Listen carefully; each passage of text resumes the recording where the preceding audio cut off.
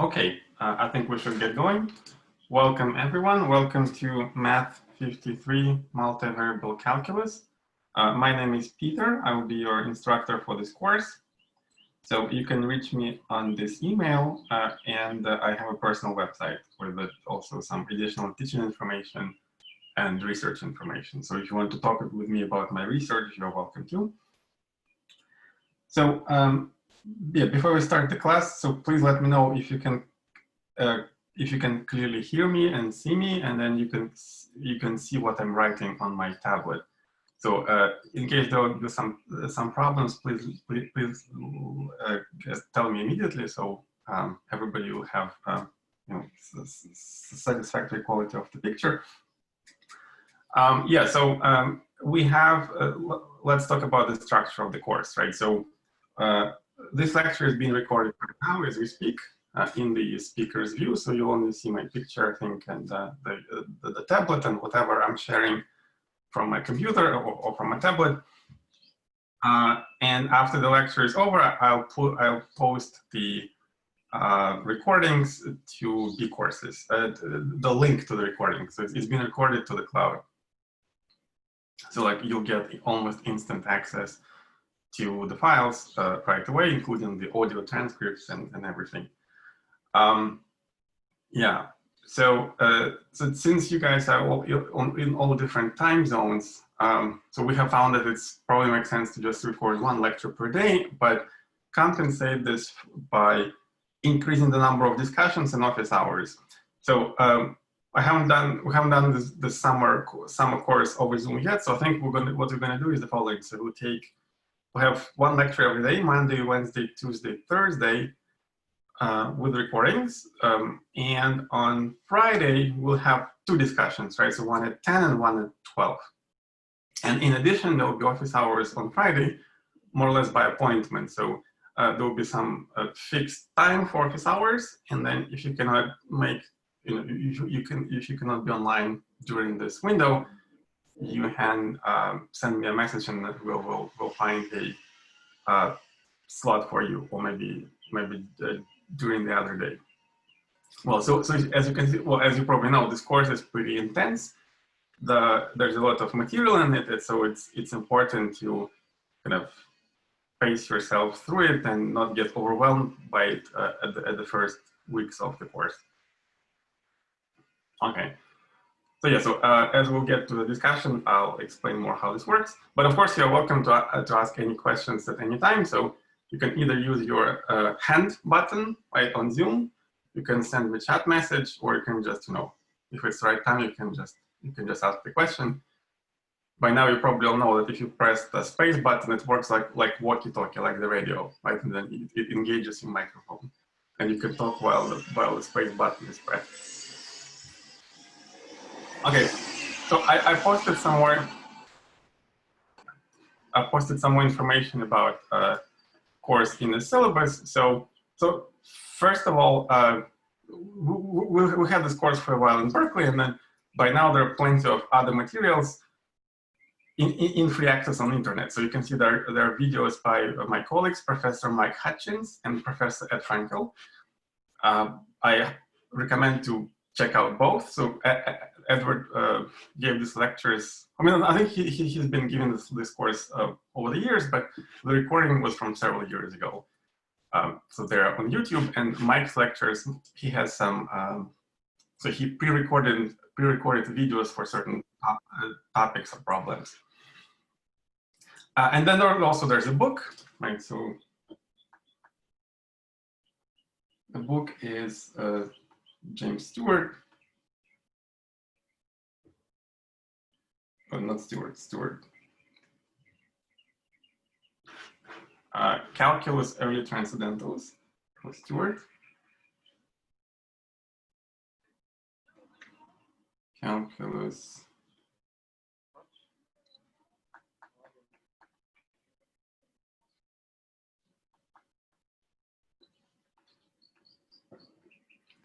Early Transcendentals. Now, edition will be important, so I advise you guys to. So there are two versions of this book. There's a there's one version which is specialized for Berkeley. So sort of there's a Berkeley edition, or you can just use 8th edition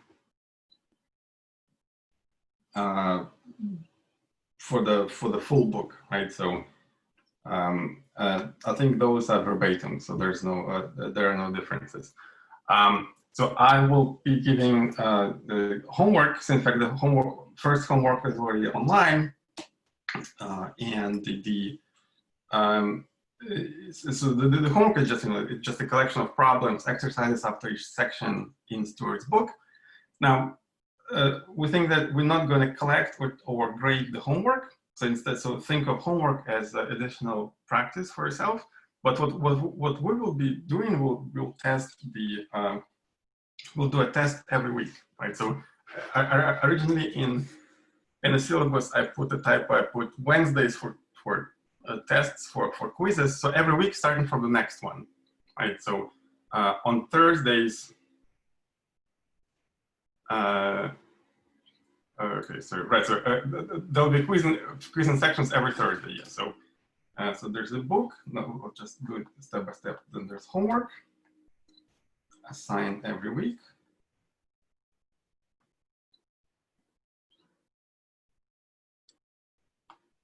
Not graded. But there will be quizzes.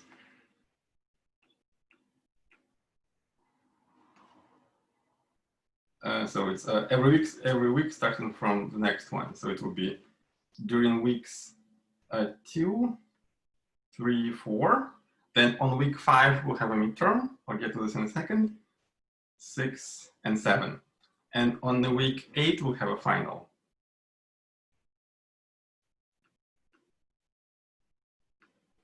Midterm, week 5. And final on week 8. So all in all, the grade distribution, oh, I'm just saying, I'm missing a message, right? Is the course graded on a curve? Well, so I think it's a good sort of good tradition in Berkeley not to curve the course, but what I personally do, so typically I just, well, I look at the distribution and see if curve is needed. So so personally, I don't like the curve. I don't think it fairly represents the student's effort. But what I do often is that when you say you get the grade, say you're almost close to the next letter grade window. So say you get A from 90% and up, and you have maybe 89.5%. So typically for any student like that, I just bump him or her to the next category. So if you, instead of A-, you would get A or something like that. Yeah, so questions, quizzes based off the homework, yes. So think of a homework as a preparation for the quiz. So I highly recommend to do all the problems.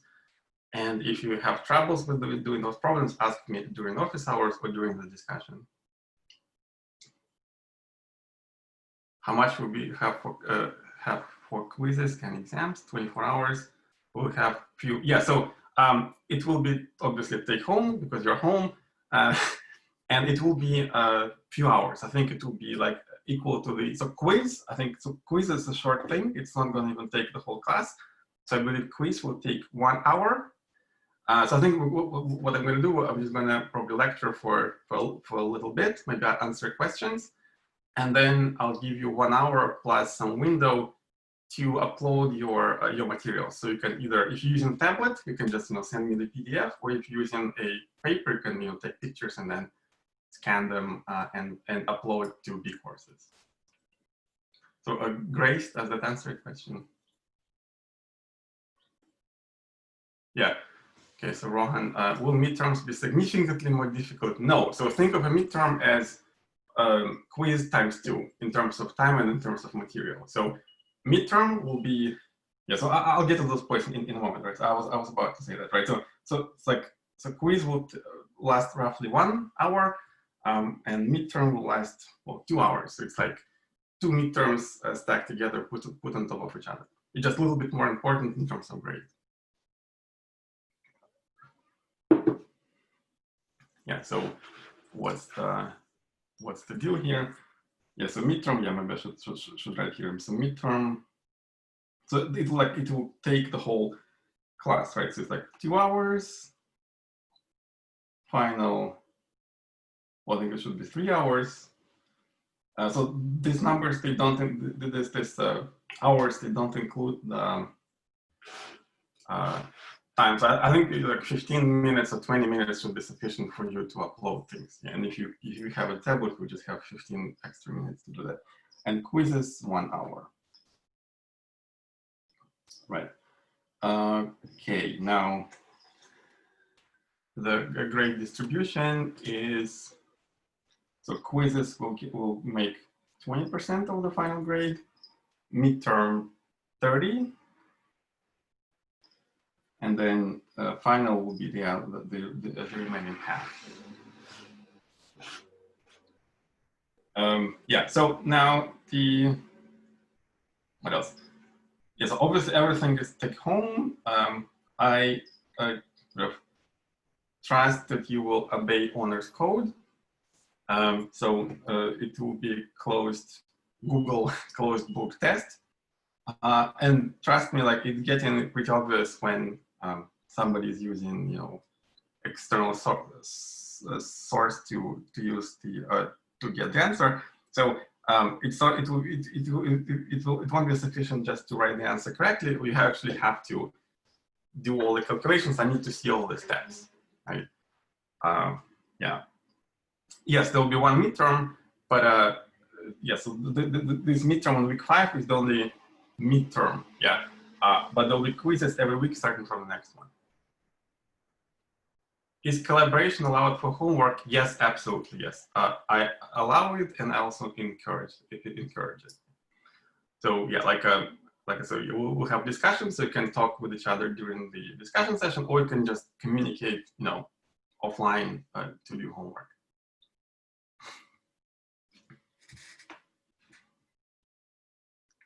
Yeah, right, so that's it for the grade. Any other logistics questions?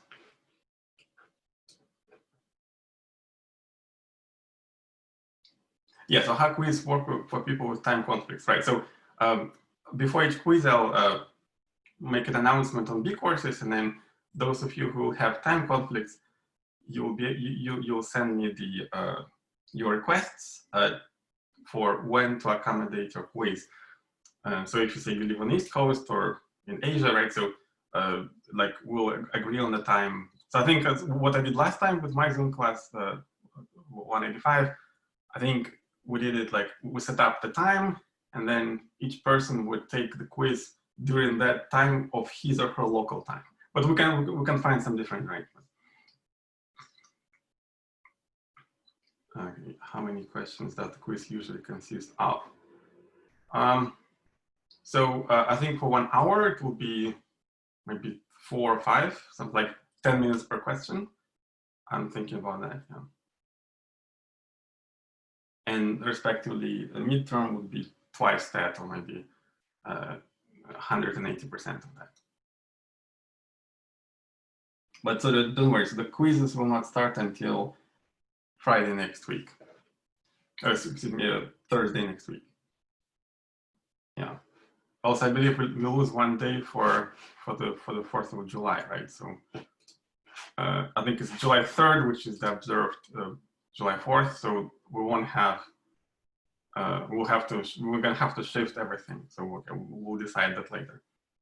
Yeah, so we'll lose always 4th of July in summer sessions.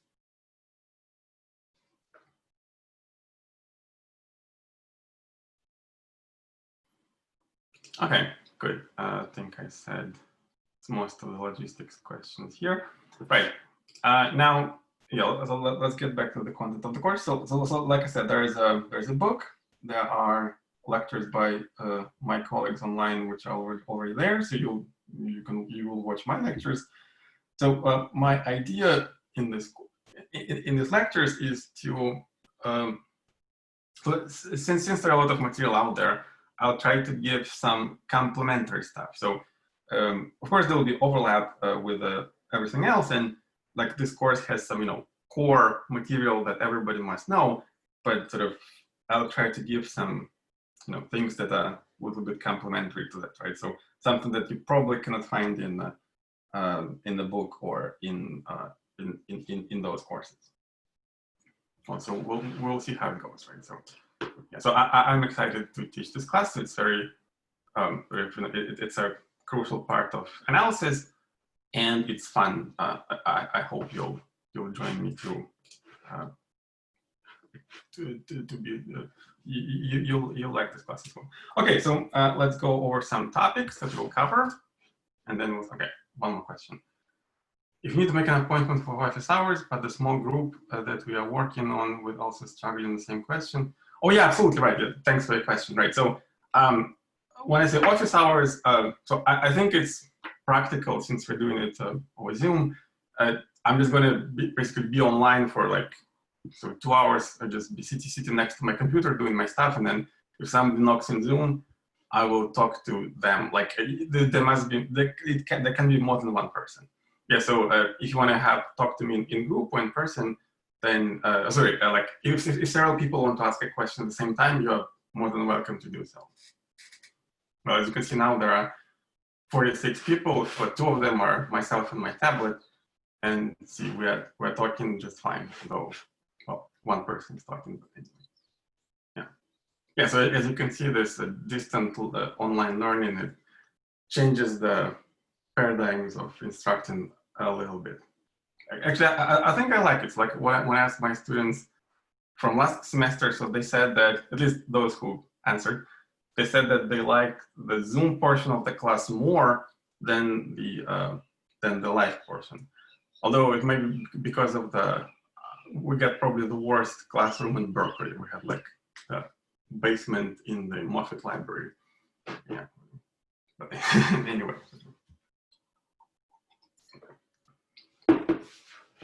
Okay.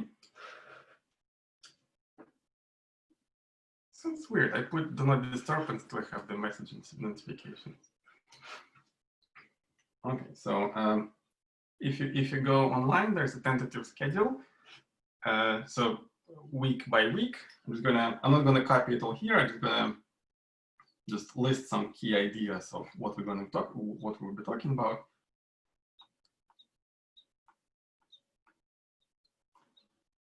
In this course. Yeah, so first we'll talk about, well, parametric curves.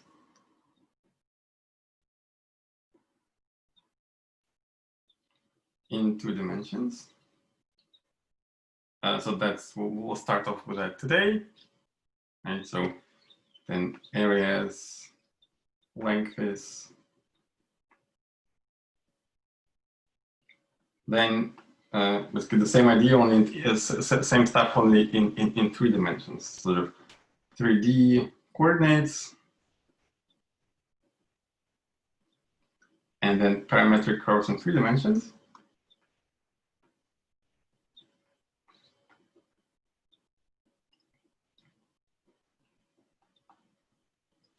Okay, yeah, and then some analytics, sort of some standard calculus stuff. So what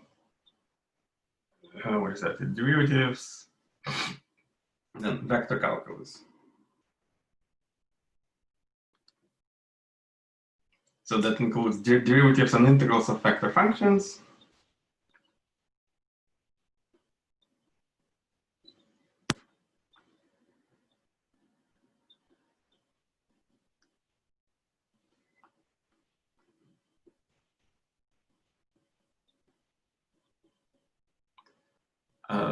Yeah, and other stuff. And then, well, sort of Lagrange multipliers.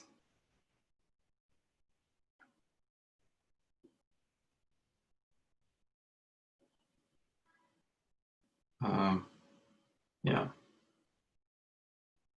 gradient rule,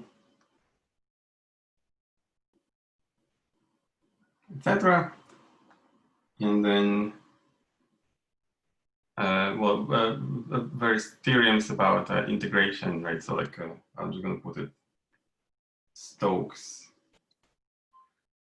theorem. And then its cousins, right? Like the Green's formula and Gauss formula and so on. Yeah, so pretty much like there's like one topic per week, right? And then maybe one of them will spend 2 weeks. Yeah, so that's the basic outline for this course. Okay, so I think if there are no questions, then without further ado, we can start. And so, okay. So today we'll start talking about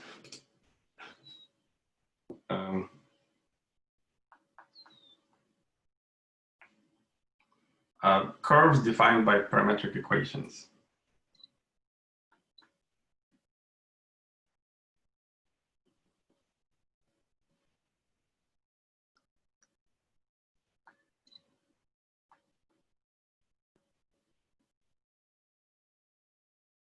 Equations in 2 dimensions.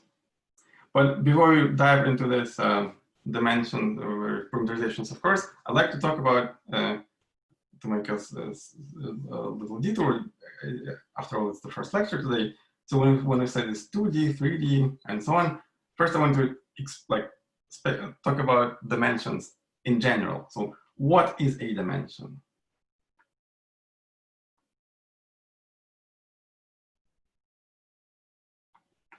What do you guys think? When you hear dimension, how would you describe that in your own terms?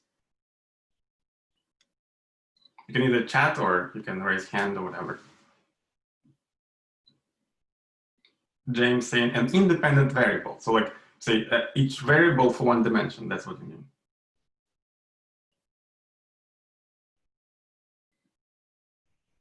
Space and time, LOL. A measurement of a property, like in the x, y, z axis, like the extent that can be measured.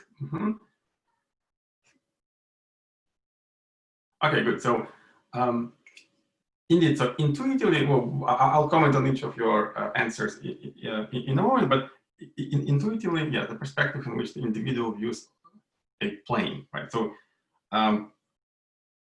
basically, let's start with doing some examples, right? So when we think of 0 dimension, right? So is there such a thing as 0 dimension? Well, of course, right? It's just a point. Just a point. I mean, it has no size. It has no extent. It's just a point. It's 0D. Okay. Now let's say we do 1D. Well, what's 1D? Well, it's a line, right? Or a curve. Maybe a curve like this, some zigzag path. And then, as James said in his comment, that he said an independent variable. So what he's referring to, I think, is that you can you can come up with a variable t, which we'll do later today, and you can run this variable between some in some range, right, from A to B, and that would describe you the position of this point on that curve, on that line. So here, for example, we have two points, T1 and T2. One is less than the other, and then they'll parameterize the curve for you. Okay, so now when I go to 2D, well, what's 2D? It's like, as I think Sharon said, well, it's like a plane, right? So say, or some subset of the plane. Say you have a square or rectangle, right? And then 2D means you can move this way, you can move that way. You can also move, well, this way, right? But of course, this orange path is some combination of the vertical and horizontal path, so it doesn't bring anything new. So indeed, you can describe it as sort of different ways to, the number of dimensions is how many different ways you can independently move in your space. And then of course there's 3D, right? So there's a comment by Iwan about x, y, z axis. Let's draw them. So we'll talk about this in week 2 and week 3. That's x, y, and z. And now here you can move in 3 independent directions, right? So you can have a curve like this. It can knot up a little bit, right? You can have curves, you can have surfaces. Like a sheet of paper here, which you can put in. So it's something two-dimensional. You can have some three-dimensional subsets of that. So right, so this is three-dimensional. Okay, but however, there's a little catch. So let me show you something here. So I'm gonna share screen on my. Okay, so I'm gonna do this differently.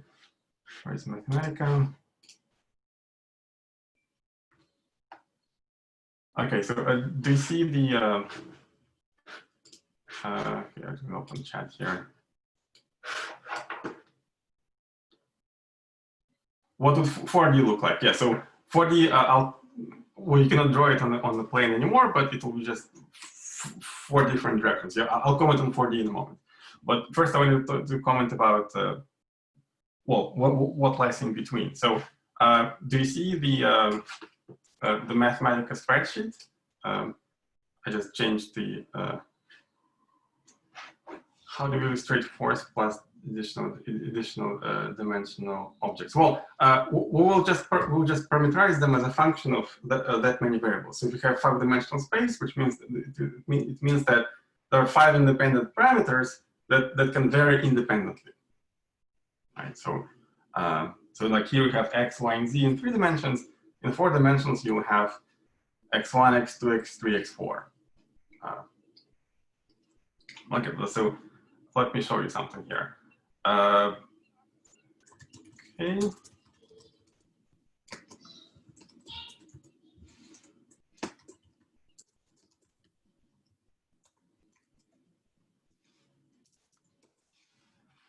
A bit bigger. So there's such a thing that is called piano curve. Let me just without explaining, let me just show what it does. So it's a rule that allows you to draw. Well, it's a certain zigzag path on a square, right?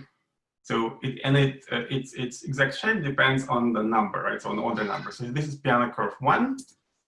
This is piano curve 2. So it looks like a self-replicating pattern, right? So on step 1 we had this picture here, which looks like number 5, right?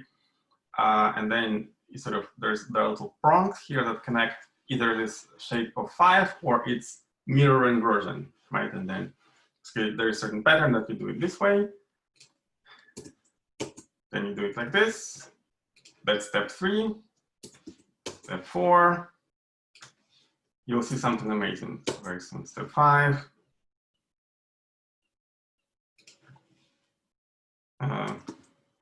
And now there's step 6. What do you see?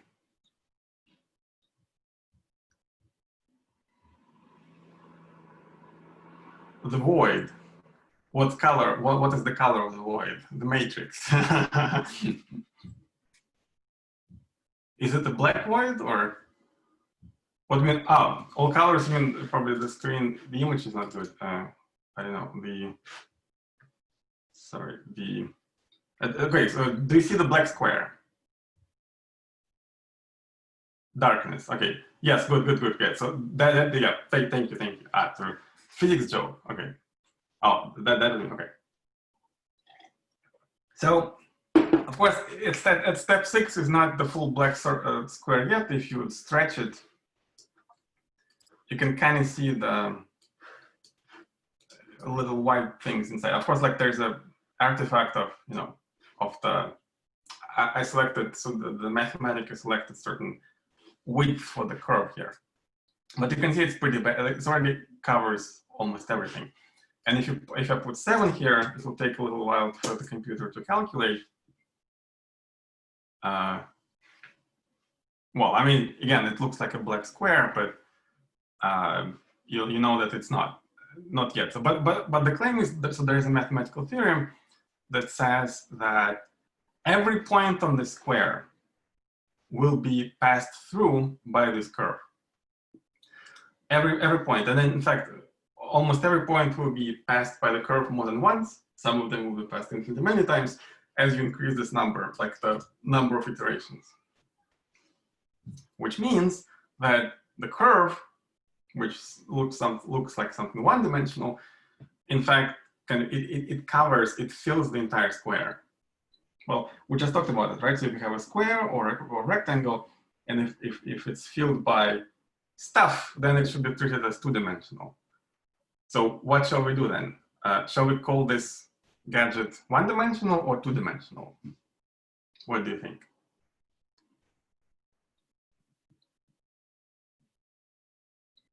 It's an optical illusion due to the limitations of the sensory perceptions.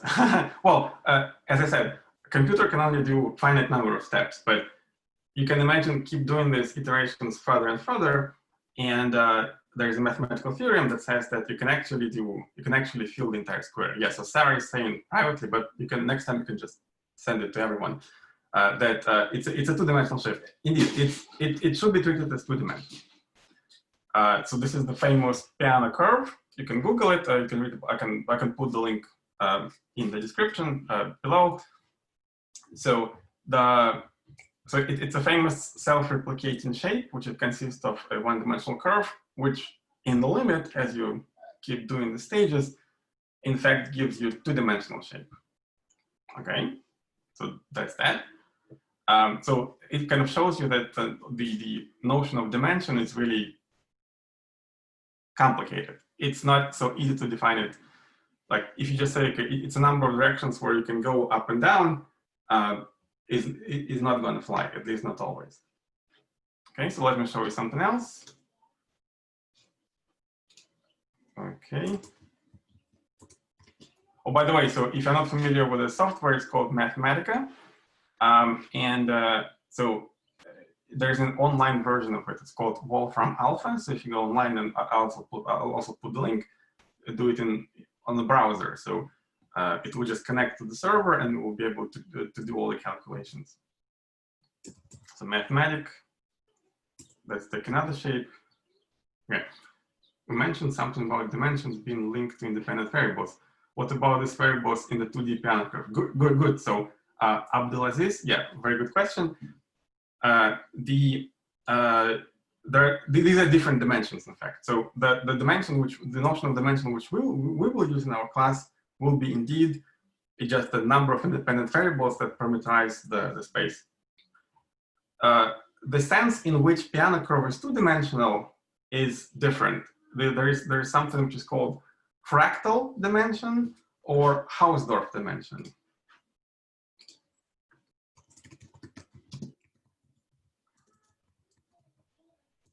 Or Hausdorff.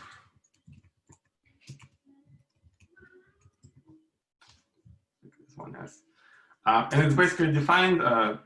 Well, let's not go too deep because it's really tangential to our class. But basically, it's defined in a way that so maybe I can comment on it. So say you have when you have a line segment. Sorry, when you have say a square, if you increase the size of the square, the length of the side of the square by a factor of 2, its area increased by a factor of 4, right? So, and 4 is 2 to the power 2.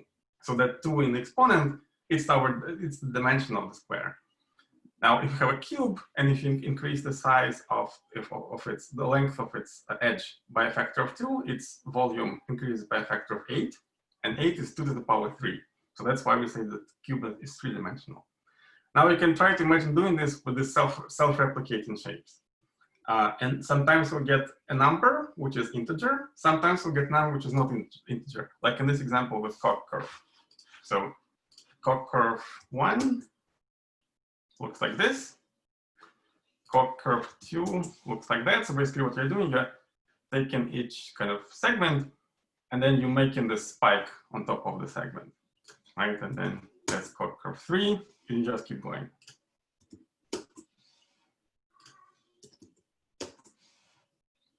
So it looks like, it has some basic shape, but then it kind of gets, so it's self-similar, right? In the sense that you take sort of, if you take this 1/4 here on the left side, it looked like a miniature version of the whole thing, but of course, if you zoom in, you'll get exactly the same thing. So Julian is saying there's Mandelbrot vibes, right? So Mandelbrot is a different fractal. It's constructed a bit differently. So, but yeah, so Mandelbrot set is another example of this self-replicating shape. Now, you can ask yourself, what would be the dimension of the Koch curve? What do you think the dimension of this shape is, roughly speaking?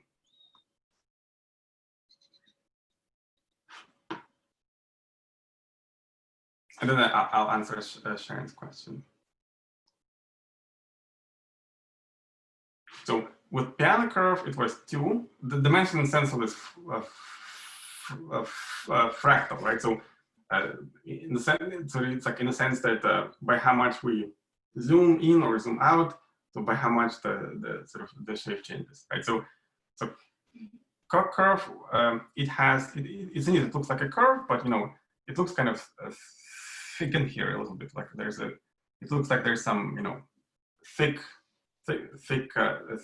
thickened shape that follows it. So Sharon is asking me privately, is there a shape related to someone having an infinite area? So area for which set are you referring to? Sharon, so the second one, right? So do you mean area or length? Area. Well, I mean, there's no area of what? There's nothing to enclose, right? It's just a line. You mean area under the curve? As if you're integrating it or something. Ah, I see. Yeah, good. So so that area will be finite. So imagine you calculate an area under this thing, right? And then it's probably going to be finite, right? You just you carve it a little bit, but it's just part of the thing. However, what will be infinite is the length, right? So if you just measure length by the formula which we'll derive soon in our class, length of this thing will be infinite. And well, area is 0, strictly speaking, right? Because it's just one-dimensional thing. So that suggests that the dimension of this guy, defined in this fractal sense, is actually between 1 and 2, right? So dimension in terms of this new sense, right? The fractal Hausdorff dimension of the Koch curve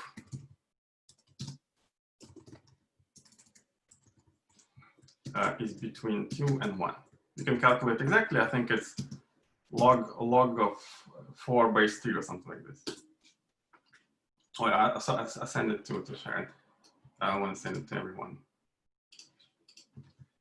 Okay, let's see which other comments I missed. Gaussian is infinite. Which Gaussian? Sheila?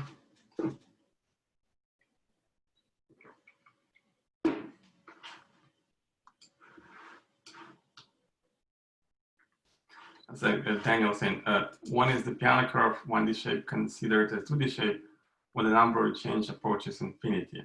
That is true, yeah. So you assume that it's assumed that you are taking the limit. I'm sorry, Gabriel's horn, right? So like there's not a fractal, yeah. So so you can I'll put the link. You can go to Wikipedia. There's like a list of fractals ordered in their fractal dimension. So dimension of Koch curve is between 1 and 2. You've probably heard of Sierpinski carpet, right? So it's also between 1 and 2. So piano curve is just 2.0. Yeah. Anyhow, so I hope it it shows you that the notion of dimension is actually quite complicated. So it's not that easy. How does Koch curve become in between the dimensions again? Because the length is infinite. No, not because the length is infinite. So David, you're doing the following. So see, so think of this segments, right? Or maybe let's wind down one step before. So this is step 3. Let's do them one by one, order by order, and step 2, right? So you can see here that if you take this thing on step 2, it sort of exactly matches the left side, sort of this left arm on step 3. Now, how many times you can fold this in? So how many times this shape fits inside this shape? Let's count. There's 1, 2, 3, and 4, right? So every time you zoom in or zoom out, the length of this thing, right, changes by a factor of 4, right? However, the zoom factor, right? So sort of think of length as like, think of it, the Koch curve is made of some wire, right? And what you're doing is just measuring the mass of that wire on the scale, right? So if you think of it a little bit from a physical point of view. So what you're doing, the question that you're answering is the following: that by how much the mass of this wire changes as you go to the next step, as opposed to by how much its size changes. So, for example, let's also do maybe step 1. 1 second.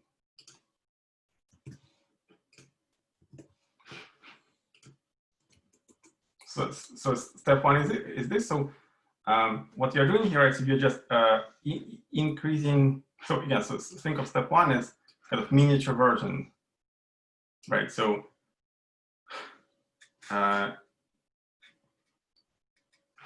now let's compare let's compare let's do it like this. And now by how much you change the length of the shape, right? So you change it by a factor of 3, because see, there's here you can put 1, 2, and 3. Like the length of this fragment is 3 times bigger than length of that fragment.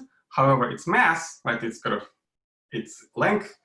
Well, there are 2 lengths. So let's call about the mass of the wire as if you measure it on the scale, and the scaling factor, right? So here between steps 1 and 2, you blew it up by a factor of 3, because you can have 1, 2, and 3 spaces here. And between steps 2 and 3, also blew it up by a factor of 3. 1, 2, and 3. So the mass of the wire increased by a factor of 4, right? So and then the length, the scale increased by a factor of 3. So your dimension will be will be given by this formula. So it's the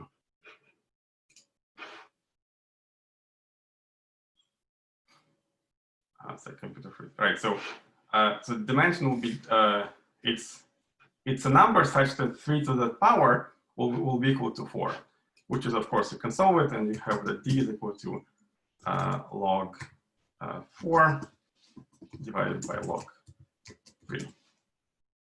Okay, and then if you take this, and if you take the number, if you sort of find its numerical value, you get 1.26.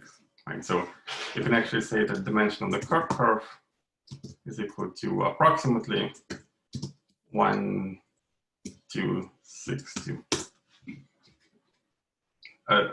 That's how we count a fractal dimension.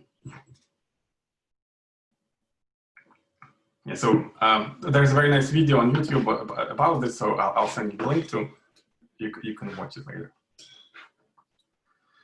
Okay. So what do you think? Shall we make a little break, or shall we just keep going?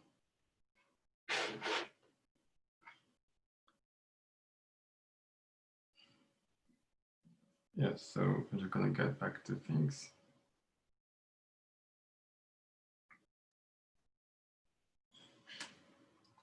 Back to my notes. Yeah, anyhow, so it's chapter 10 in the textbook. Yes, in the textbook. And well, we haven't really started the textbook yet. What is the other curve we talked about before the Koch curve? It's called piano. Piano. And then so piano is it's a name of a mathematician. It's not piano like in music. Koch curve is continuous everywhere, but differentiable nowhere. Yeah, that is true. So yeah, let's get back to the shape. Okay, let me not switch the thing. But basically, you saw it looks like a tooth, kind of like it's like jaws of a shark, right, with a bunch of teeth, and then the teeth, the size of these teeth is getting smaller and smaller and smaller as you increase iterations. So, as you know, I hope from the calculus of one variable, but whenever we have this kind of spike, right, when we have a cusp, the function is not differentiable there, right? So because the left and right derivatives, they do not match. However, and now imagine having this kind of spike and literally every point of the curve. So that's why it's not differentiable anywhere, but it's continuous, right? Because we can draw it with a pen without removing it from the paper. Yeah. In fact, all fractal shapes are of that kind, right? So most of them. So they are, in terms of sort of point of view of calculus, these curves are continuous but not differentiable. Yeah, that's a good point.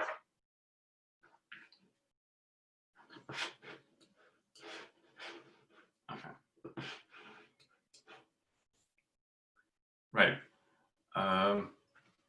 Okay, good. So now, so from now on, dimension will be like actual dimension, not the fractal dimension. Well, I haven't given the definition yet, but basically, think of dimension for us as just the number of variables that parameterize the space.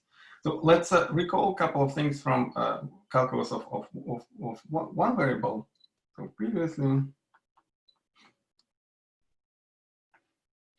what we talked about is what the function of one variable, right? So y is equal to f of x. So typically, we talked about continuous functions, or at least the piecewise continuous, or differentiable functions. Well, as now we see that there are fancy examples of functions which are continuous everywhere, but differentiable nowhere.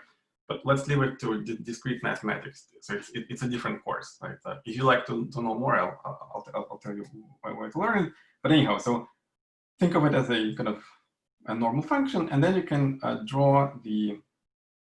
you can plot it on the xy plane, right? So sorry, let me make a better plot.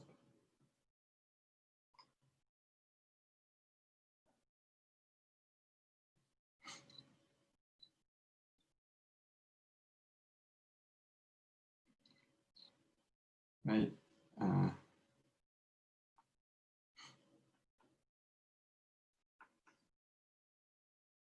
And then, well, a typical function would look like,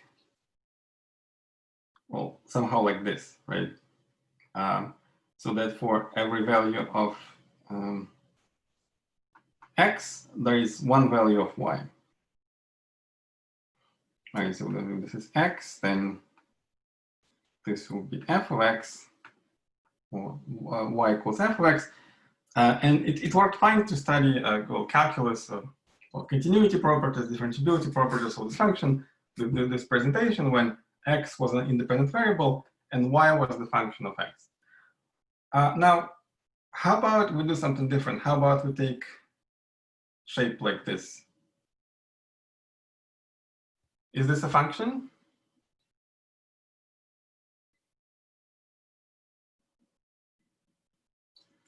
We have a bunch of no's. Okay, so nay, yeah. So why is it not a function? Say, well, any of you can say, for example, yeah. So two outputs, one input, right? So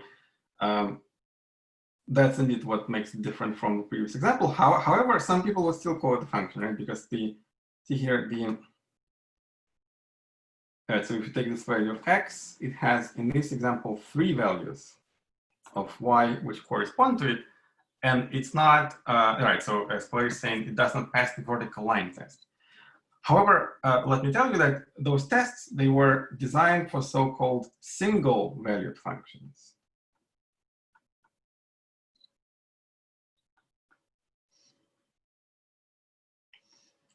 Right?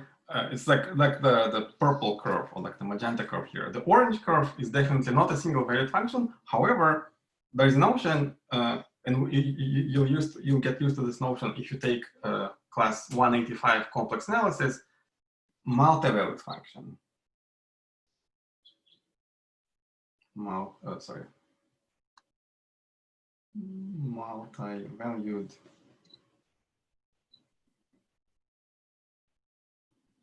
Well, as name suggests, it actually allows for stuff like that. But there is a catch, right? So for example, yeah. So let's take this immediate example. So say y is equal to x squared, right? Now you want to solve it for x. Well, what is x? We know how to solve it. X is plus or minus square root of y, right? So there are two branches, and if you draw them, now x is a function of y, you'll get something like this, right? Well, sorry for my imprecise drawing. Yeah, so this is x, this is so x of y, and this is y. So now here, of course, there are, because of the plus and minus, so for every value of y, there are two values of x, plus root y and minus root y.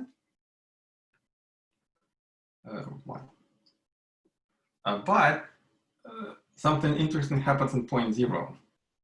What happens at point 0? Well, these two branches, right, they merge together, right? And this is so-called branching point.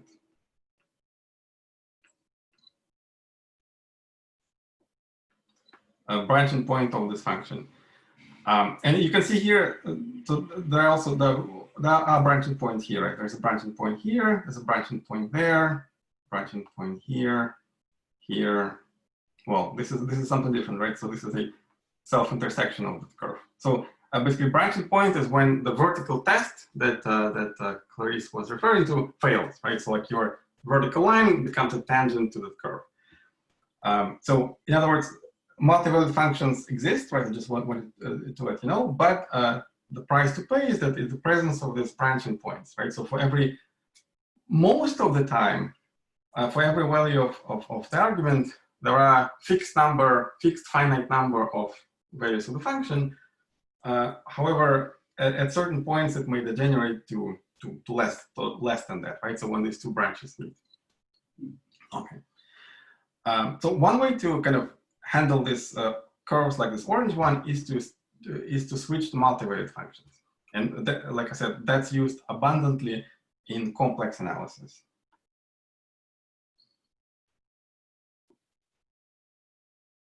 So they're ubiquitous. You cannot go without them. But in our course, we'll do something different, and we'll do parametric description. So we'll switch to parametric.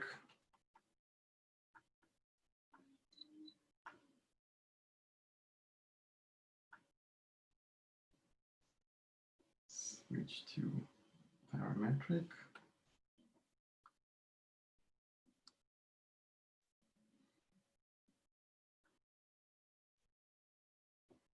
Description, because see, and then I'll answer some of your questions, right? So if you look at just some chunk of the curve, it does look like a fragment of the graph y equals f of x, right? Even if you take this chunk of the curve, well, it doesn't look like a fragment of the graph y equals f of x, but it does look like a fragment of the graph x equals f inverse of y, or like some other function of y.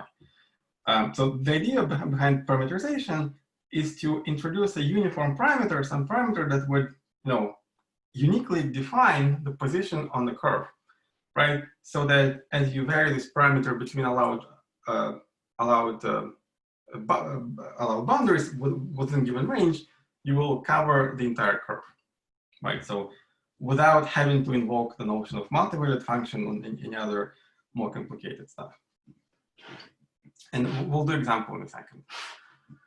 Sheila, could it be a function that it's with respect to time? Yeah, absolutely. So a very natural explanation, sort of interpretation of this is that t, sort of the reason why we call it t is not accidental. It's like a moving time, like you have a point particle that moves on the trajectory, and then you study its positions, velocities, accelerations, etc. Yeah, we'll talk about this later. Yeah, absolutely. That's the, yeah. I think we, yeah, I'm on time with my the questions. Okay, so let's look at an example. Let's take maybe slightly different problem.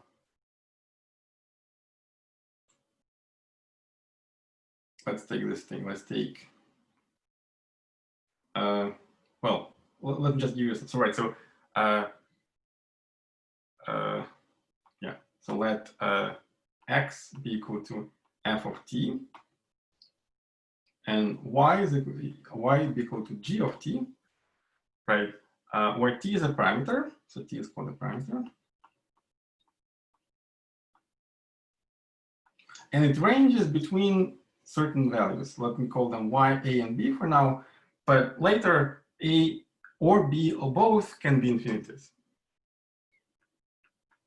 So a, b can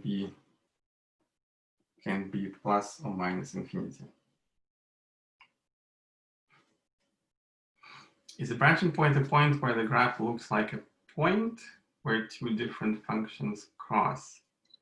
Yeah. So, well, they're not functions, they're branches of the same function, right? So when you talk about square root function, it's in terms of the multivalued calculus, it's a single function which has two branches. And these branches meet at that point at x or y equals 0. So yeah, the branching, another term which is used is ramification. Ramification point. So I just wanted to let you know, guys, that there is a way to handle this for functions which fail the vertical test. Okay. So so these will be parametric equations.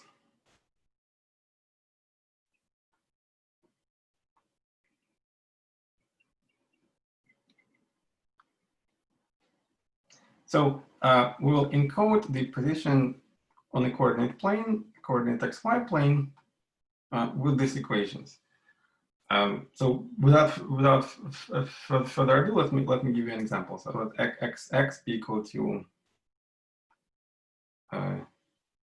t squared minus 2t, and y be equal to t plus 1.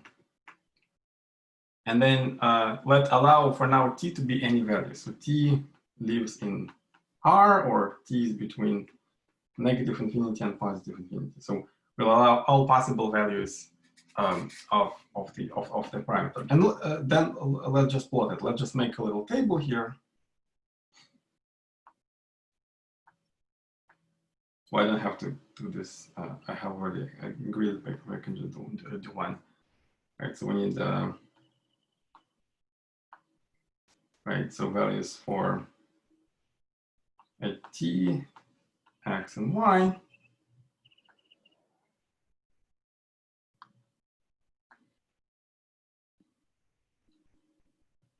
Right.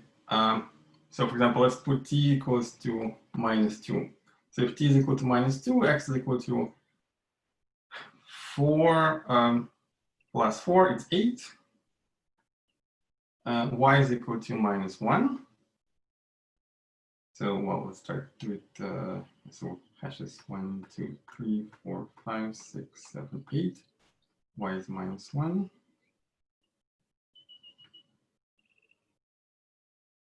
Right, then we do, for example, well, let's just do this sort of with even step, like 1.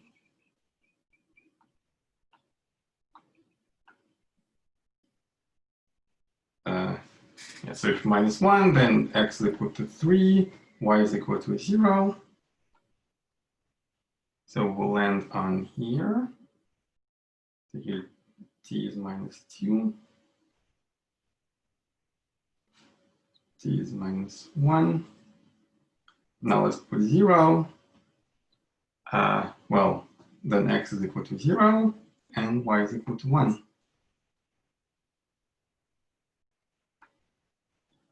So here we go. T is equal to 0. And let's do a symmetric intervals. We go to minus 2 to plus 2. 1, it's 1 squared minus 2, it's minus 1. And y is equal to 2. So we go a bit on the back.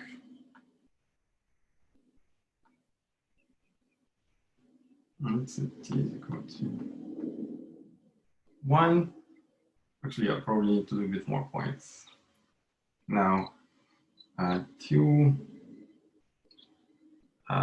So it's 4 minus 4, it's 0, and here's 3.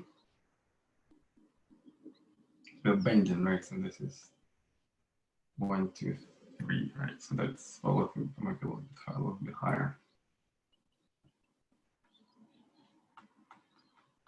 And you can see what's going on, right? So like it's sort of it's like a parabola that bends on the other side. So if you put 3, then you get 3, 4. If you put 4, you'll get 8 and 5.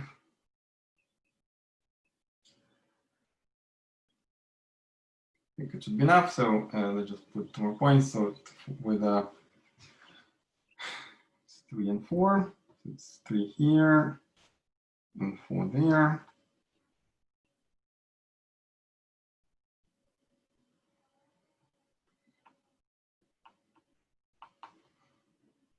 And 8 and 5 will be next one, so on top of it. Here, right? Yeah. So now you can continuously join those points.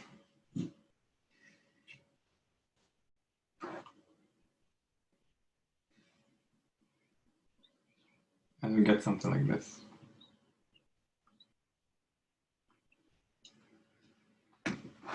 Right, so as you can see, you get the parabola, right? Which not of the form which is convenient to you for the function for single variable y equals f of x, because again, it would, if you try to do that, it would fail the vertical line test, right? So here there are 2, and here there is one value of the point, right? So this is a parametric way to write the parabola. I skipped t equals 2, I think, right? So yeah, I think that should be 2. 3. What did it go wrong, right? So t equals 2, we have 0, 3, and this is 2, yes. Thank you. This is 2. 1 t equals 3, we have 3, 4. It's 3, yeah, thank you. Yeah. There is no 5, yes, absolutely. Thank you very much. Yeah, now it looks okay.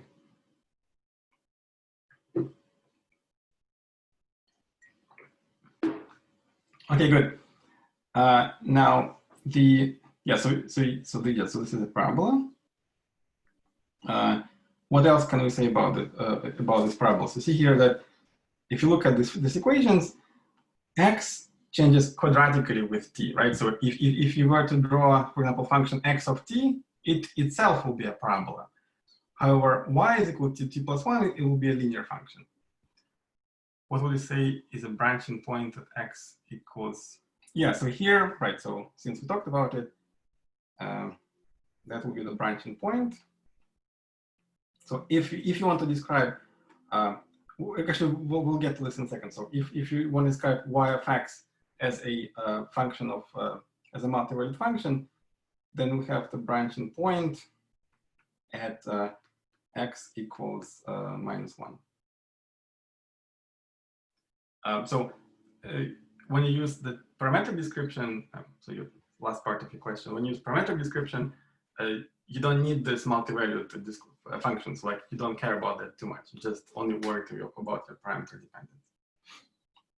Yeah, now let's try to solve this, right? So let's think of these two equations as equations for t, sorry, for x, y, and t, and then we want to get rid of t.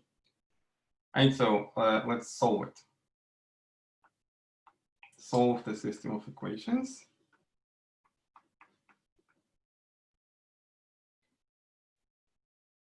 Right, so it's easier to, we don't want to solve quadratic equation, right? Let's do the, let's solve linear equation first. I'm not sure how you got the vertical lines that are green. Oh, I just drew them, right? So you just, if you draw the vertical line anywhere to the right of x equals -1, it will intersect the orange curve twice, and at x equals -1, it intersects it once. So it just to illustrate that you can think of it as a multivariate function with a branching point at x equals -1. That's it. So green curves do not belong to the parameterization. And folks, yeah, if you please do the chat message, not to me privately, but to everybody, so to everyone, so that when I answer the question, others know what I'm talking about. That would be great. Guys, if you can give me 1 minute for a quick break, I'll be back in a second. Okay.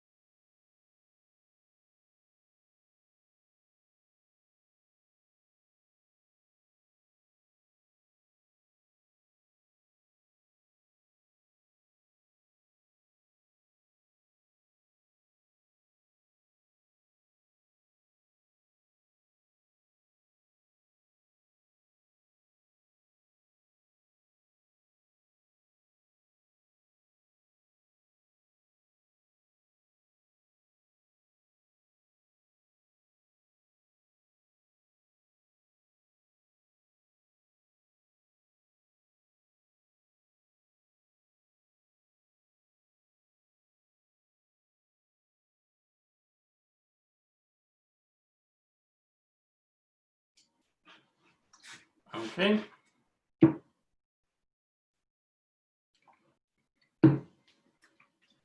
So let's solve. So we know that y is equal to t plus 1. Well, from here it follows that t is equal to y minus 1. So if you now can plug it into the first equation, so you see that x is equal to y minus 1 squared minus 2 times y minus 1, which we can solve by opening up the parentheses, although yeah, so what's the easiest way to do? Yeah, so just open up. So y squared minus 2y plus 1 minus 2y plus 2. And by collecting the terms, we get y squared minus 4y plus 3.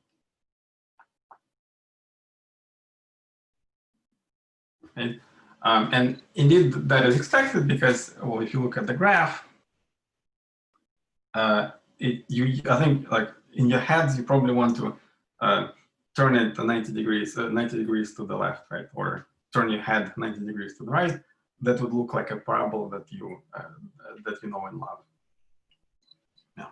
So in this example, it was possible to find a unique formula.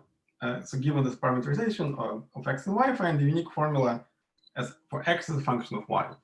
But this is rather exception than rule. It's not always the case, as we'll see in the next example.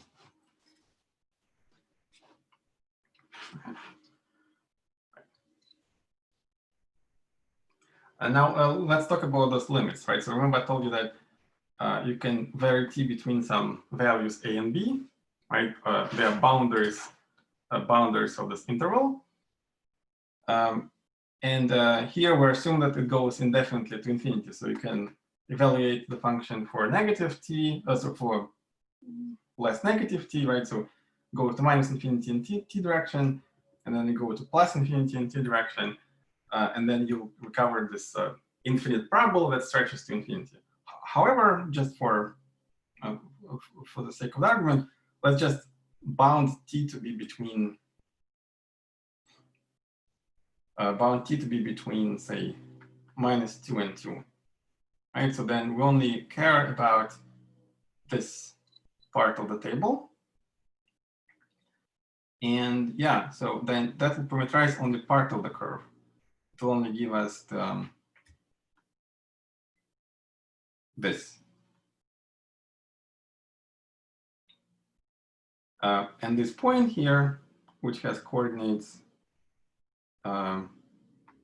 x of, well, we know what it is, right? So this point has coordinates 8 minus 1. This point has coordinates 0, 3. Right, so then we say that the point x of a, y of a is the initial point.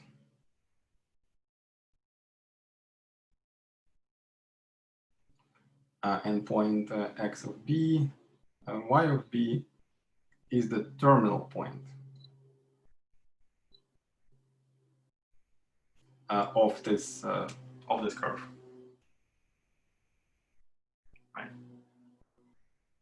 So basically, so think of the curve as two independent parts of data, right? It's not like a function. It has the rule itself, the formula, and it has the domain of definition, right? So you can define function y equals f of x when x varies between, say, -5 and 5. Same works with curves, right? So only with parametric curves. Only the domain of definition is now in the t space, right? You can only change t between some values. Okay. Questions?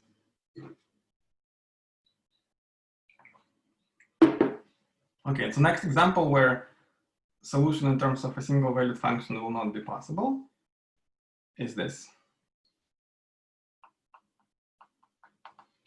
So consider x equals cosine t, y is equal to sine t, where t changes between 0 and 2 pi. Some of you probably seen it before. So what's the, how will the curve look like? What is it? A circle, yeah, indeed. So that's probably, I mean, it's kind of coming from grade school, right? So the reason why it's a circle is because, well, it's more or less a definition of these trigonometric functions, right? So if you have a circle, right, and then you pick a point on the circle, then so if this angle is t, you usually use Greek letters, but anyway, if this angle is t, then x, the x coordinate of this point is cosine t, and the vertical coordinate is sine t. And that's how we define these trigonometric functions. Or we can also draw them, you know, we can draw these trigonometric functions like this, right? So if it's, yeah, we'll just switch color. So one is sine, the other is a cosine.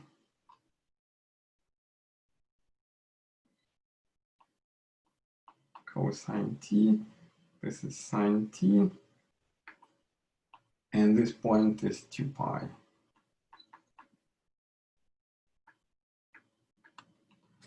So indeed, when if you look here, this point t is equal to 0, right? Sine is equal to 0, cosine is equal to 1. At this point, t is equal to pi half. They switch places, right? Cosine is 1. So cosine is 0, sine is equal to 1, and so on and so forth, right? So this is pi. So where the cosine is equal to -1, and this is 3 pi over 2. And then this point also corresponds to having t is equal to 2 pi, right?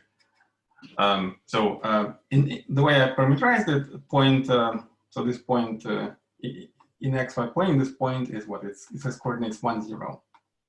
So this point is covered twice, right? When t is equal to 0 and t is equal to 2 pi. If you are really picky and you want to avoid this, you can exclude 2 pi from the domain of the definition, and this way it will look like an half open interval, right? So like 0 will be inside the domain of definition, but 1 will not. But it doesn't really matter. So at this point, we don't worry about multivariateness or anything like that. In fact, yeah, I'll give another example in a moment. But first, let's try to prove independently that it has to be a circle.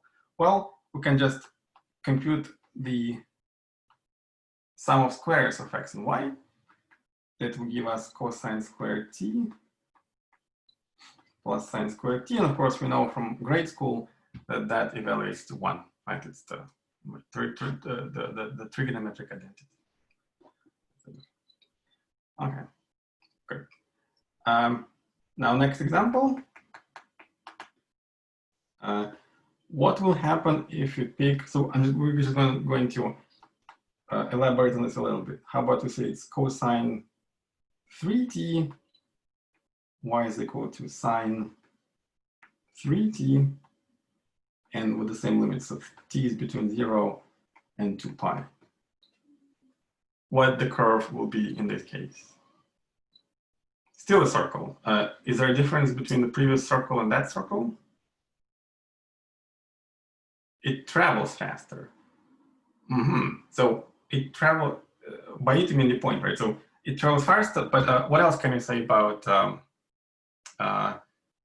so good, so let's draw it, right? So so previously, so let's see, t equals pi, t equals this way. Now, I didn't change the interval here, right? So the so t still is between 0 and 2 pi. However, well, as Alex was saying, it travels faster, and then I'm sorry, I'm pronouncing it right. He says that the points cover more than once. Can you say how many times?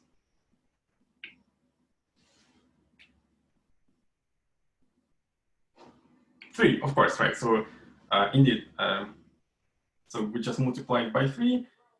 So let's see. Maybe there's an easier way to show that it will cover the circle. Yeah, so by covering 3 times, I mean the following. So we start from here, then we do once, twice, and thrice, right? So, well, for example, when t is equal to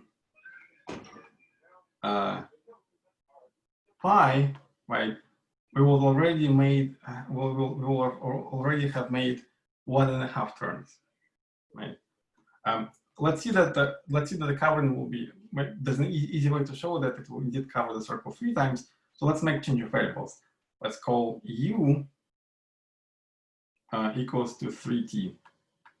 So if t changes between 0 and 2 pi, then u will change between 0 and 6 pi, which is 3 times the 2 pi, which means 3 times.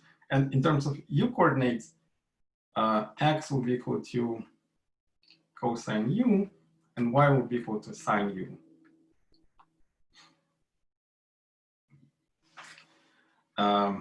Yeah. So, and then the 6 pi is equal to 2 pi, which is 1 turn times 3.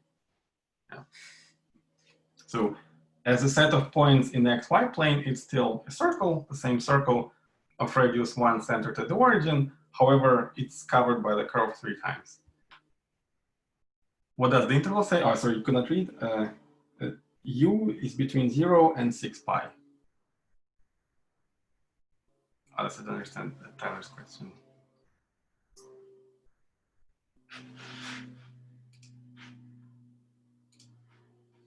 The previous interval, sorry. This one between 0 and 2 pi. 2 pi. Is that square root? No, there is no square root. It's 2 pi. So if it's not legible, I apologize. Okay, good. Right. Okay, let's keep playing. Let's do something different. Another example. X is equal to 2 cosine t minus 1, and y is equal to, let's say, yeah, 2 sine t plus 1. T between 2 pi and 0. So the higher the number, the faster the unit circle travels, or does it mean that the number of times is drawn? Yeah, so the, okay, let's let's check that, right? So let's look here at the, in terms of u. So x is cosine u, y is sine u. So we have shown in the previous example that when u changes between 0 and 2 pi, right, we'll travel through the circle once, right? But now that's only 1/3 of the interval, so we cannot actually travel it 2 more times. Yeah, it's 2 pi times 3. Thank you. I'll try to write more carefully. So I still have an old iPad. I ordered a new tablet, so it should arrive sometime soon. 2 pi times 3. Other questions about triple? About that? Okay. How will the curve look like in this case?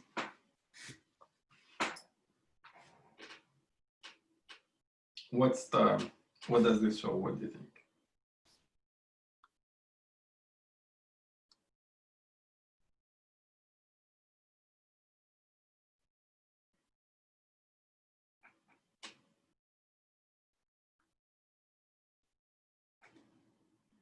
Twice as large, but shifted. Yes, absolutely right. So top and bottom detached or something. What are you?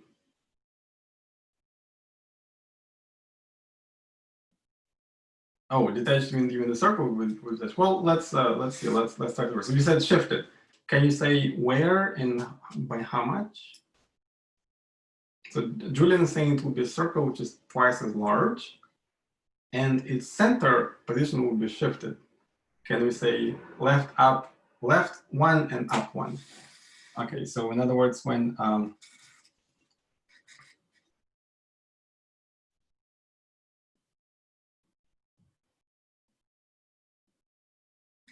why do you think it's up or down? So in other words, see, like when it's easy to put it this way. So before, when you have this parameterization, so if you don't add anything, the center is at the origin, right? And then here, if you put -1, right? So when the 1 second.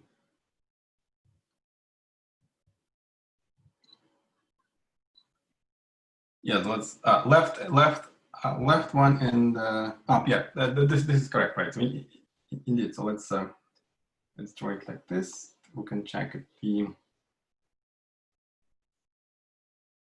So let me rewrite those equations as x plus 1 equals 2 cosine t, and y minus 1 is equal to 2 sine t, right?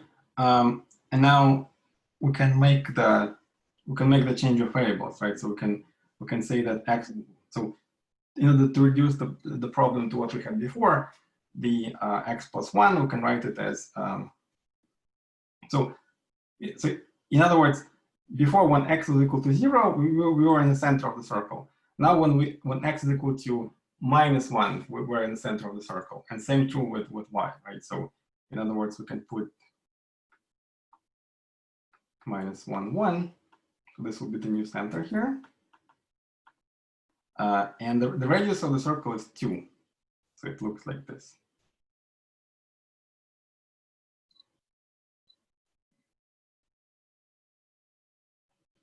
Well, it won't completely fit in my picture, but that's okay. Yeah, so it's a circle of radius 2. So let's check that it indeed works, right? So when t is equal to 0, let's again make a simple table to be probably quicker.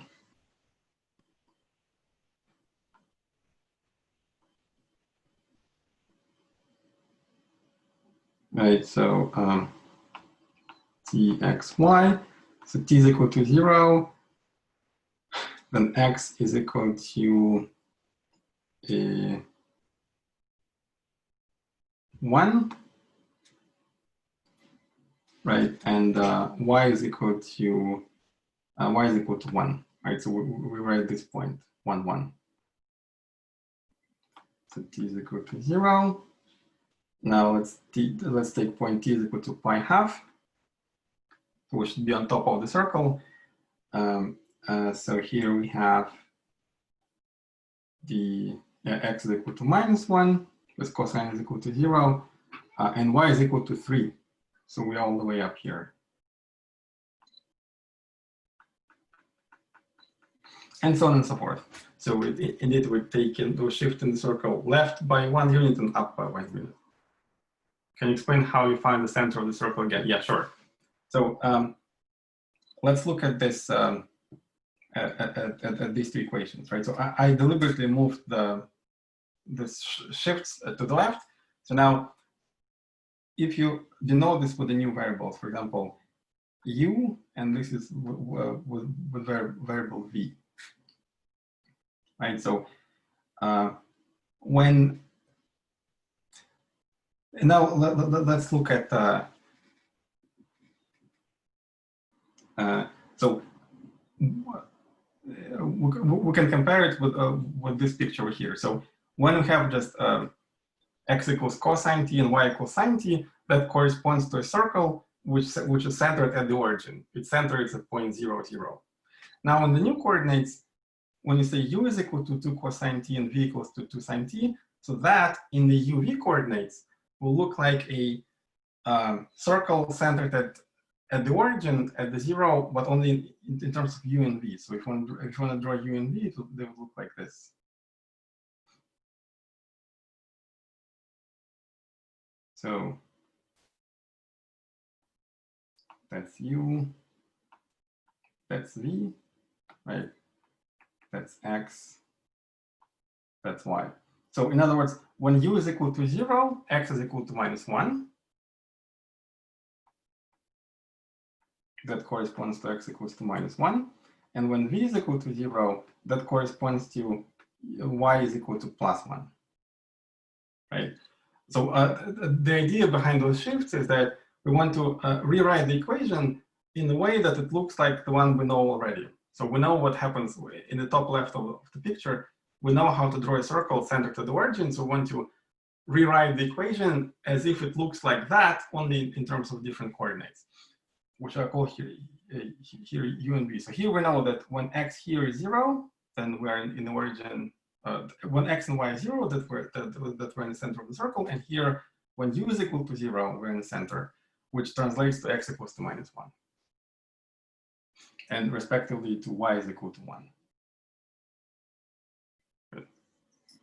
Right, so it may be a bit counterintuitive where to shift, because when you say x plus 1, so as a rule of thumb, when you have minus, that means shifting to the right in x variable, and towards top, shifting up in the y variable, right? So that's why we have here shift by 1 to the left and by 1 up.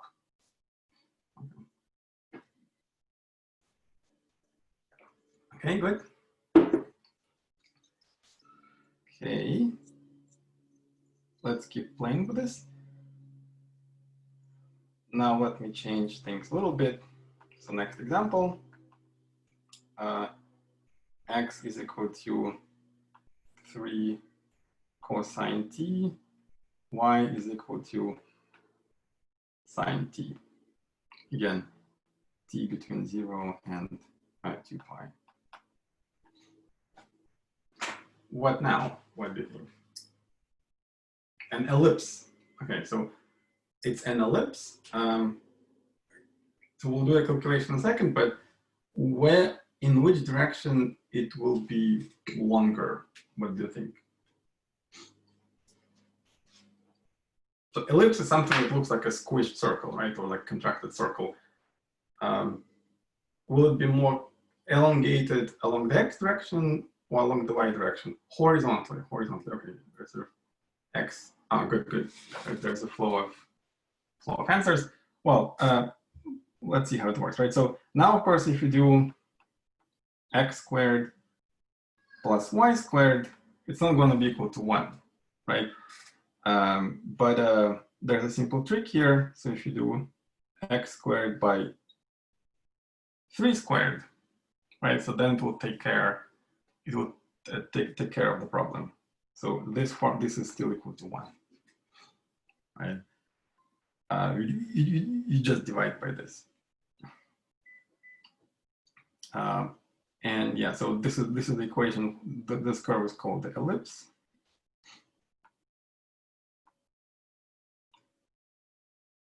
Okay, and if you draw it, it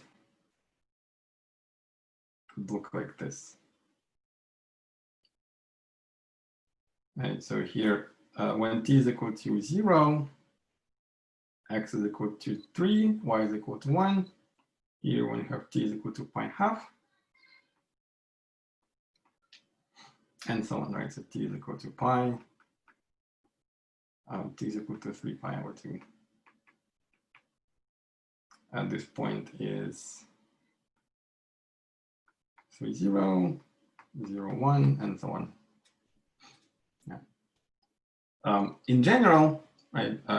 We'll talk about this a bit later.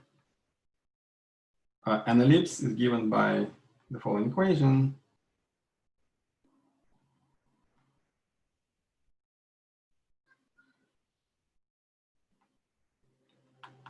X squared over a squared plus y squared over b squared is equal to 1. And then if you draw it like this, then so a will be this point and b will be that point. So a and b are called major semi-axes.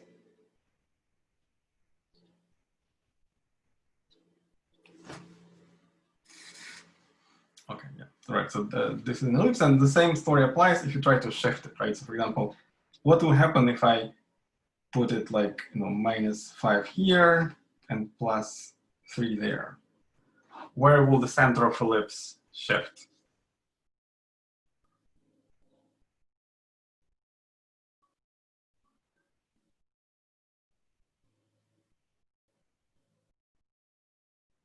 -5, 3. Yes, that is correct. So -5, 3 will be the coordinates of the new of the center of the ellipse. Okay. Okay, moving on.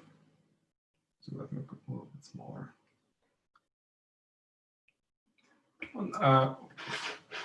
We'll still play with this kind of circle-like coordinates, but now let's do something like, how about,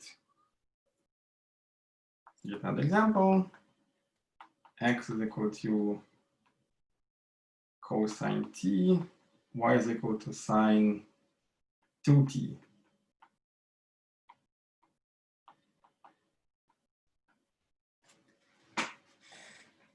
What is this bit? What do you think will happen?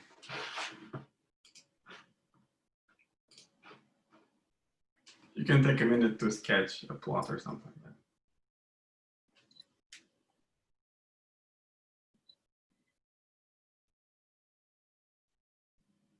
So now I changed the speed, the pace at which the point is moving only in one of the coordinates.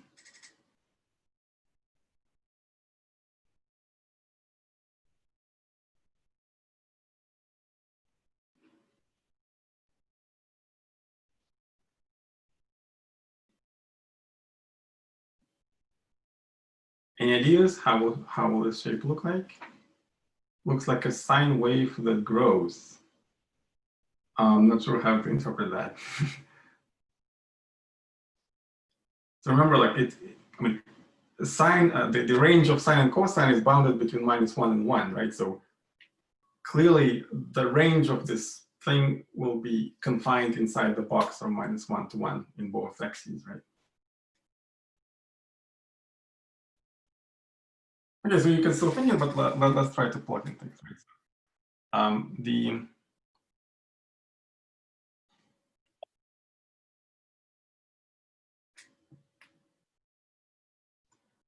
So if in doubt, you can just do the table, right? So say this is 1, the same size, right? So it's, yeah, so as I said, it will look inside, it will be confined inside the box from -1 to 1 in both directions. Here.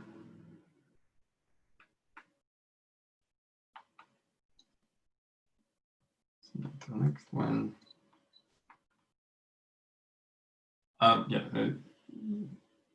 You can try to submit your guesses what you think will happen. Yeah. So now, and let's just do the same kind of table that we had, right? So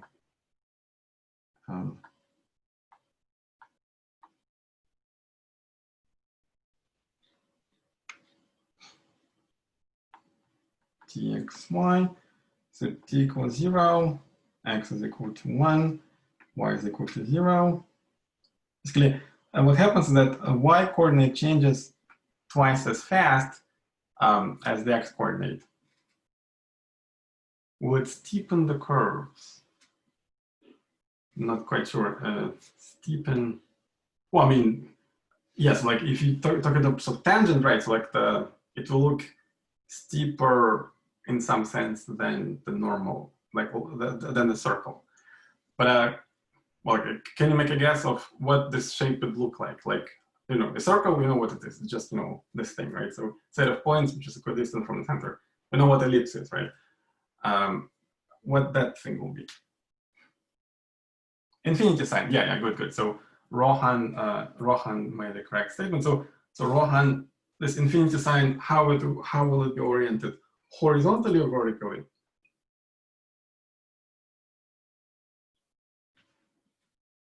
So infinity sign is like this, right? Let's see if Rohan is right. But yeah, he is right. Right. So when t is equal to 0, we live here. Now when t is equal to, let's just go over 90 degrees, right? So pi half. Then x is equal to 0. Well, actually, let's do pi quarter. We're going to have to do it a little bit slower, right? Pi quarter. Yes, so then the cosine of pi quarter is 1 over 2, right?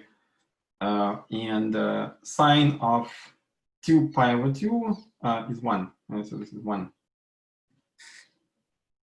So it would look like this, right? So here,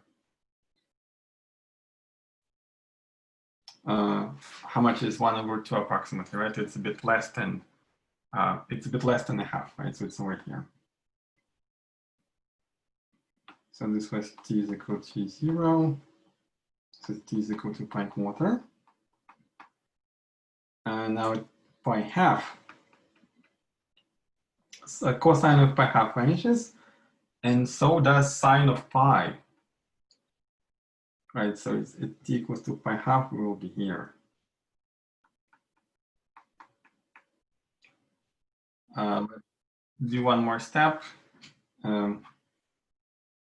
Now 3 pi over 4. Right, so that's cosine will be negative, right? So it will be negative 1 over 2, and sine will be, well, twice that, right? So it's minus 1. Yeah, so the sine of negative 3 pi over 2. So we'll get here. And then then we'll get there. So you can see it's kind of, it will self-replicate itself. And now let's do pi. So x is minus 1, because cosine pi, and sine is equal to 0.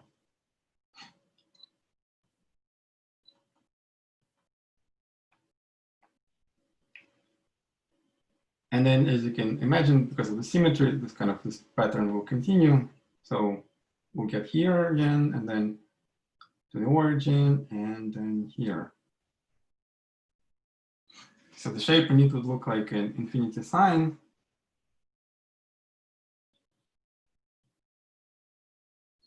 That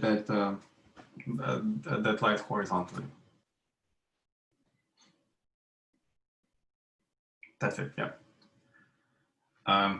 So you can see here, this shape is self-intersecting at the origin, although I didn't draw it this way. Yeah, basically it's with one point over here. And yeah, it was definitely a problem before, right? To a function of one variable, but now, of course, you can see by now that parametric equations, they allow much more than that. Okay, so let's do some more plots. I'm gonna share screen.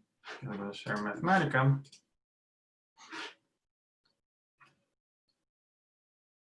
So there's a, oops. There's a function is called parametric plot.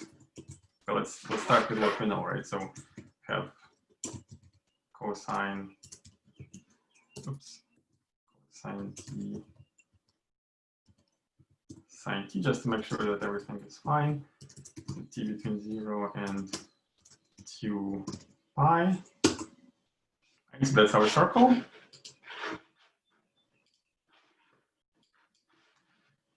Now, well, we did the ellipse. That's sort of elongated version. Now let's do this figure. So let's put the factor of 2 here. Yeah, that's the infinity or the bow tie, right? Something that some people call it bow tie. Okay, so what would, and then of course, if you double also the speed at which cosine changes, we got again a circle, and we discussed it, just winds around itself several times. Okay, so what would be changed if I put 3 here and 1 here?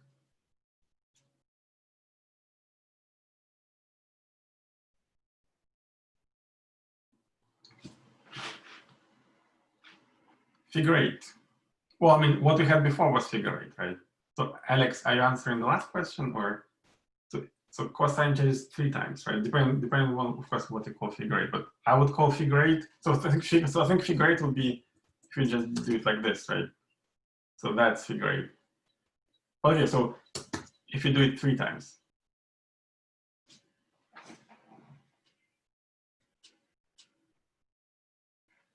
Just think about it this way, right? So when what we had before,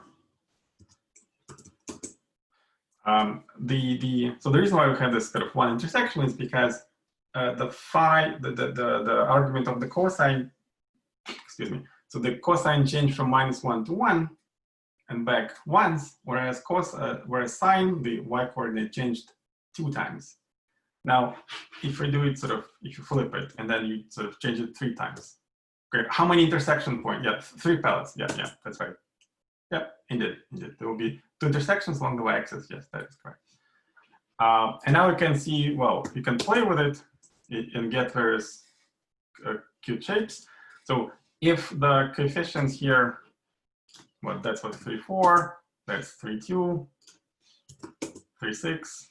So 3, 6 here is the same as 2, 1, 1, 2, right? Because what matters actually is the ratio of those periods. 3, 7 will be this, and so on. What will happen though if the ratio of these numbers will not be, sorry, when the periods are not integers? What if I put here 1.2, for example? What do you think will happen with the curve?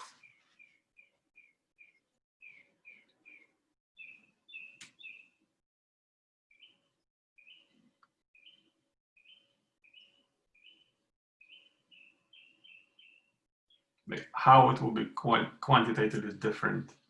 Get much more complicated, but in which sense? Like, is there anything distinguished in terms of smoothness of that curve? It won't be symmetric. Yeah, that is true. It won't be symmetric. What else?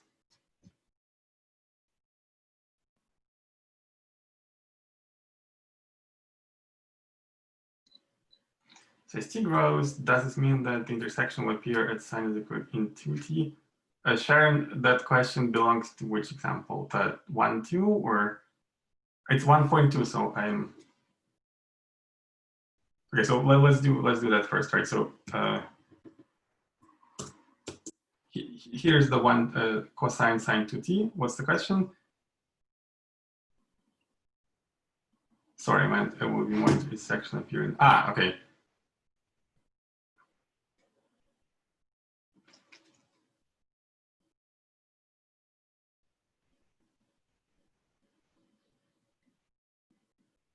Well, I'm not sure how this will change the number of intersections. It doesn't affect it. Yeah, I also think it doesn't affect the intersection. Some values of t will have x coordinate, but not y. I mean, like indeed. So at some point, I think it will just drop, right? So like it will stop, and then there won't be any more. Has ends. Awesome. Let's see if it's true. Let's see if it's true. So yeah, indeed. So see, it's not closed now. Not a full evolution, exactly. That's another way to say it. So see, now it has endpoints, this endpoint and that endpoint. It's still periodic, right? So like they kind of come like this, but the curve doesn't close anymore. So in other words, once we make a full evolution on the x-axis, there is no way we're going to make a full evolution on the y-axis, and that's why there are these open points. Yeah, that's right. Okay, good. So I think it was a good warm up for today. So if you look at the book, right, if you want some more practice, so first of all, we can just practice online. Maybe I can show you, but where's the browser?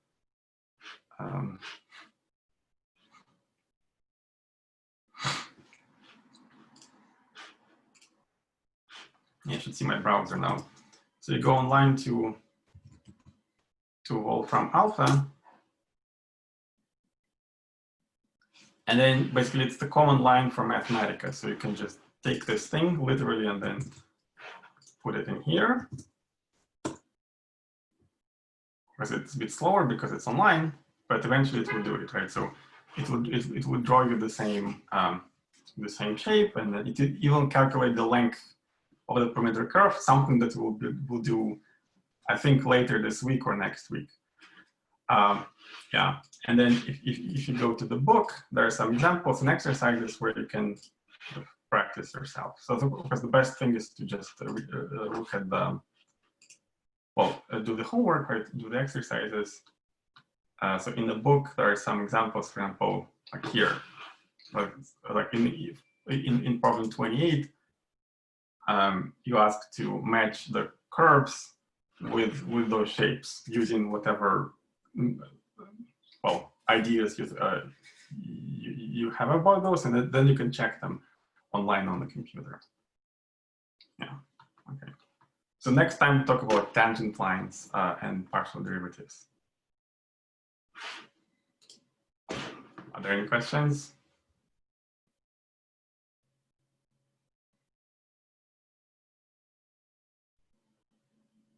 Yeah, so right, so the homework is out, so you're welcome to start practicing. Send me questions if you like, or you can send me an email. And yeah, so please send me an email to my actual email address. Do not use the bCourses messaging. It's a bit tricky if you use attachments. I don't really like it too much.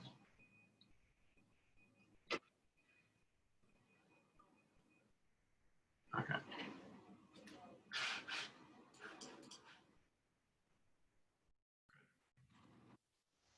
Yeah, so I think, right, so again, I'll see you guys tomorrow then. We'll meet at 10:10 at Berkeley time. We'll probably going to make some short break in the middle of the course if needed, in the middle of the lecture. Great. Thanks a lot, guys, for joining. I hope I see you next time. Thank you. Bye.